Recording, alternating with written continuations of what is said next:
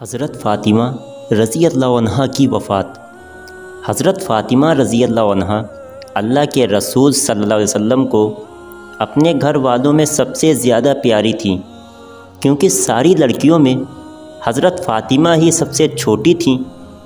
ایک بار حضرت عائشہ رضی اللہ عنہا سے کسی نے پوچھا کہ اللہ کے رسول صلی اللہ علیہ وسلم کو سب سے زیادہ کس سے محبت تھی؟ جواب میں فرمایا فاطمہ سے۔ پوچھنے والے نے دوبارہ پوچھا کہ آدمیوں میں کون زیادہ محبوب تھا؟ جواب میں فرمایا کہ فاطمہ کا شوہر۔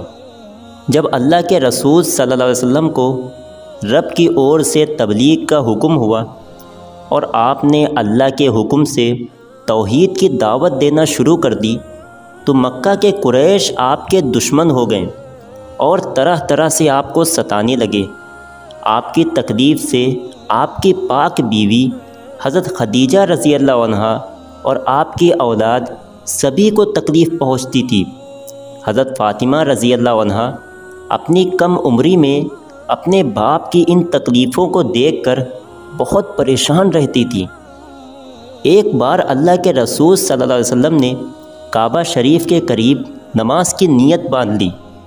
وہیں قریش اپنی مجلسوں میں بیٹھے ہوئے تھے کہ ان میں سے ایک بدبخت نے مجلس میں حاضر لوگوں سے کہا کہ بولو، تم میں سے کون اس کام کو کر سکتا ہے کہ فلاں خاندان نے جو اونٹ ذبح کیا ہے اس کی اوجھڑی اور خون لے آوے، اور جب یہ محمد سجدے میں جائیں تو ان کے کاندھوں پر رکھ دے۔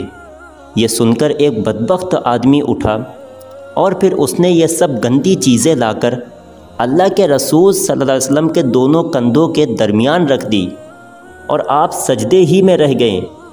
اوجھڑی کے بوجھ کی وجہ سے آپ سجدے سے نہ اٹھ سکیں۔ آپ کی یہ حالت دیکھ کر کافروں نے بے خود ہو کر ہنسنا شروع کر دیا اور اتنا ہنسے کہ ہنسی کی وجہ سے ایک دوسرے پر گرنے لگے۔ کسی نے یہ حالت دیکھ کر حضرت فاطمہ رضی اللہ عنہا کو جا کر خبر دی کہ جاؤ دیکھو، تمہارے باپ کو کافر لوگ بہت پریشان کر رہے ہیں۔ اس وقت حضرت فاطمہ کی عمر بہت کم تھی، لیکن خبر پا کر دوڑی چلی آئیں اور سید عالم کے مبارک کاندھوں سے وہ گندگی اٹھا کر پھینک دی اور کافر لوگوں کو برا بھلا کہنے لگیں۔ پھر جب اللہ کے رسول صلی اللہ علیہ وسلم نماز سے فارغ ہوئے تو آپ نے 3 بار ان کافروں کے لیے بددعا فرمائی۔ فاطمہ رضی اللہ عنہا کا بچپن دین کے لیے تکلیف سہنے میں گزرا، یہاں تک کہ اللہ کے رسول صلی اللہ علیہ وسلم نے قریش کی تکلیفوں سے بچنے کے لیے مدینہ منورہ کو ہجرت فرمائی، اور پھر کچھ دنوں کے بعد حضرت فاطمہ نے بھی اپنی بڑی بہن حضرت ام کلثوم کے ساتھ مدینہ کی طرف ہجرت فرمائی اور پھر ساری زندگی مدینہ ہی میں گزاری۔ ہجرت کے بعد سن 2 ہجری میں اللہ کے رسول صلی اللہ علیہ وسلم نے حضرت علی سے حضرت فاطمہ کا نکاح کر دیا۔ اس وقت حضرت فاطمہ کی عمر 15 سال تھی اور حضرت علی کی عمر 21 سال تھی۔ اللہ کے رسول صلی اللہ علیہ وسلم نے جہیز میں حضرت فاطمہ کو ایک بچھونا اور ایک چمڑے کا تکیہ دیا جس میں کھجور کی چھال بھری ہوئی تھی، اور 2 چکیاں اور 2 مشکیزیں عنایت فرمائے۔ رخصتی کے دن عشاء کی نماز سے پہلے اللہ کے رسول صلی اللہ علیہ وسلم نے حضرت فاطمہ کو حضرت ام ایمن کے ساتھ حضرت علی کے گھر بھیج دیا۔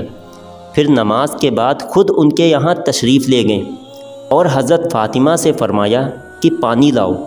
وہ ایک پیالے میں پانی لے کر آئیں۔ آپ نے اس پانی سے اپنے منہ مبارک میں پانی لیا اور پھر اس سے ان کے سینے پر اور سر پر چھینٹیں دیں اور اللہ سے ان دونوں کے لیے دعائیں مانگی۔ حضرت علی کوئی مالدار آدمی نہیں تھے، ان کے یہاں نہ سکھ تھا نہ آرام، نہ کھانے پینے کی چیزوں کی بہتات تھی، گھر میں نہ بہت سامان تھا، نہ گھر کوئی بہت اچھا بنا ہوا تھا، نہ کوئی خدمتگار تھا۔ اللہ کے رسول صلی اللہ علیہ وسلم نے جو فقر و فاقہ اپنے لیے پسند کیا تھا وہی داماد اور بیٹی کے لیے پسند فرمایا تھا۔ ایک بار حضرت فاطمہ رضی اللہ عنہا آپ صلی اللہ علیہ وسلم کے پاس آئیں اور کہا کہ اے اللہ کے رسول، میرے اور علی کے پاس صرف ایک بھیڑ کی کھال کا بستر ہے جس پر ہم رات کو سوتے ہیں اور دن کو اس پر اونٹ کو چارہ کھلاتے ہیں۔